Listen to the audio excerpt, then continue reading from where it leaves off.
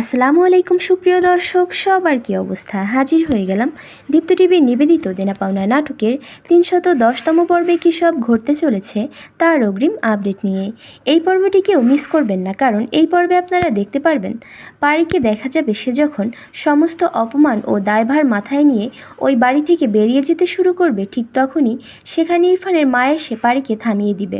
ইরফানের মা এসে সমস্ত কিছুর জন্য পারিসহ পারির বাবার কাছে ক্ষমা চাইবে এবং পারির বাবাকে বলবে, আফজাল ভাই, আপনার কাছে ক্ষমা চাওয়ার বা কথা বলার কোনো ভাষাই আমার নেই, কিন্তু তারপরেও আপনার কাছে আমি একটা আবদার করতে চাই, আপনি রাখবেন? তখন পারির বাবা বলবে, এভাবে বলবেন না প্লিজ, ইরফান কি শুধু আপনার একারই ছেলে ছিল? ইরফান কিন্তু আমাকেও বাবা বলে ডাকতো, তাই ইরফানকে হারানোর কষ্টটা একটু হলেও কিন্তু আমি বুঝতে পারছি। আপনি কি চান বলুন, আমি রাখার চেষ্টা করব। একথা শুনে ইরফানের মা বলে উঠবে, পারমিতাকে চাই, দিবেন আপনি? ছেলেকে হারিয়ে আজ ভালো করেই বুঝতে পারছি যে পারমিতার সাথে আমি কতটা অন্যায় করেছি। আমি ওর মধ্যে ইরফানের ছায়া দেখতে পাচ্ছি। ইরফানকে তো আমি হারিয়েই ফেলেছি, কিন্তু পারমিতাকে আর হারাতে চাই না। ইরফান বেঁচে থাকতে তো ওকে আমি আমার ছেলের বউ হিসেবে কখনো মেনেই নেইনি, কিন্তু আজ আর ছেলের বউ না, আমি চাই বাকিটা জীবন ও আমার মেয়ে হয়েই আমার কাছে থাকুক। একথা শুনে পারিকে দেখা যাবে সে ইরফানের মাকে জড়িয়ে ধরে কান্না করে ফেলবে এবং বলবে, থাকবো মা, আমি থাকবো আপনার কাছে। ইরফানের স্মৃতিটুকু নিয়েই আমি বাকিটা জীবন আপনার সাথেই থেকে যাব। এসব দেখে মিতুকে দেখা যাবে সে রাগে হিংসায় জ্বলতে থাকবে। তখন মিতু বলে উঠবে, নতুন সম্পর্ক তো উপহার দিয়ে বরণ করতে হয়, মিষ্টি মুখ করাতে হয়, তাই না মা? আমি কি মিষ্টি নিয়ে আসবো?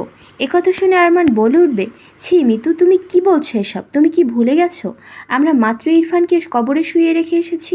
উত্তরে মিতু বলবে, সেটা তো মনে হয় তোমরা ভুলে গেছো, এখানে তো দেখছি নতুন সম্পর্ক পাতানোর হিড়িক পড়ে গেছে।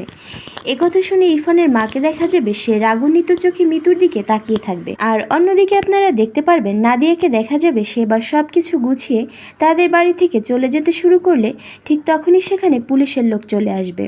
পুলিশ দেখে নাদিয়া মনে মনে ভাববে যে তারা হয়তো তাকেই ধরতে এসেছে।